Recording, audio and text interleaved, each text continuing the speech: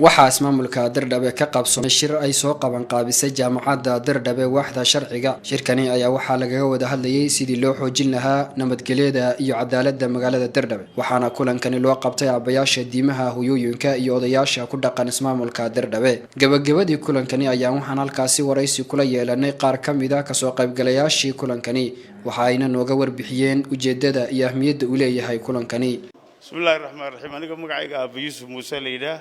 shirka maanta halkan ka socday waxa weeyaan shir nabadgelyada deegaankeena si loo adkeyn laabo ku saabsan yahay yaadhigtu markay soo gashay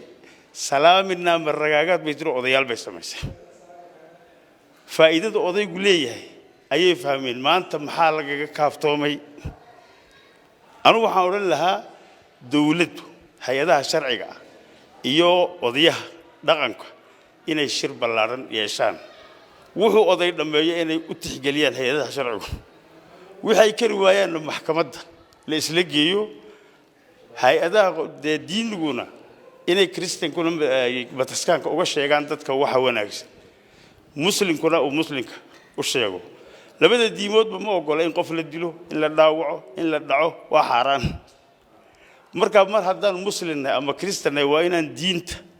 u hogaansanaano sida awgeed anigu waxaan leeyahay hay'adaha dawligu waa inay shacabka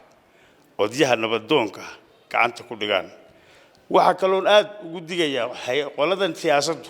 inay ka dhaxbaxdo dadka waayo kulli dalku dawladdu buu yeelan si nabadgelyo waa loo dooran inaan isku dhacno wax faa'iido ka imanaya aanu ma jirtaan leeyahay sida awgeed nin walba halka Ilaahay baa dhigay inta uu ka nool yahay halkan uu leeyahay isagoo yaalaba uu sameyn karaa wixii laga doonayo laakiin shacabku ha ka digtoonaadaan kuwa meelaha kale inta ka yimaadaan isku dhac dirraba ka abuuray boobaya ganacsatada dawladuna dawladoo dhan ma qaar baa ku gacan siinaya waxaan wax boobay shacabkii baa ka ooyay dawladdu hay'adaheega hoos ha ugu dhaadhacdo wixii dawladdu ay ummadda shacabka odayadu waxay u soo gudbiyaan dawladdu waa inay dhagaha u furto odaydu been ma yaqaanaan waa laga sheegsiyaa mooyaane been ma yaqaanaan laakiin qoro ujeedo wadata oranaysa waxa noo sameeya iskagoo hadalkiisa sii wata ayaa waxa uu baaq iyo dardaaran u diray odayaasha ku dhaqan ismaamulka Dirdhabe iyo guud ahaan shacabkaba odayadana waxaan leeyahay ka waantooba inaad ummadda been ka sheegtaan ama sharci darro ama xaq darro aad goysaan waayo Ilaahay baa idin weydiin garka ku cas koofiyad baa wadataa haddaad dulan xukunto Ilaahay adiga iyo reerkaagu ka bixin wadankan Ilaahay baa nasiiyay Itoobiya waa nabad inaan nabadeeda ka shaqeyno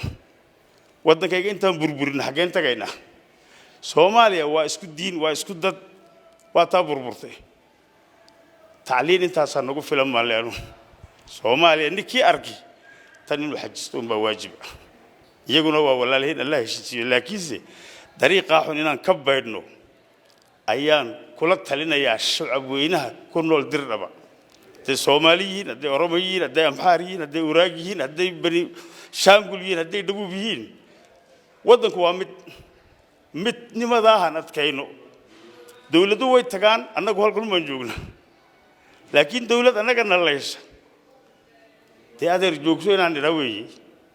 ururada siyaasadana waxaan leeyahay siyaasadiina si nabadgelyo idinkoon shacab isku dhifan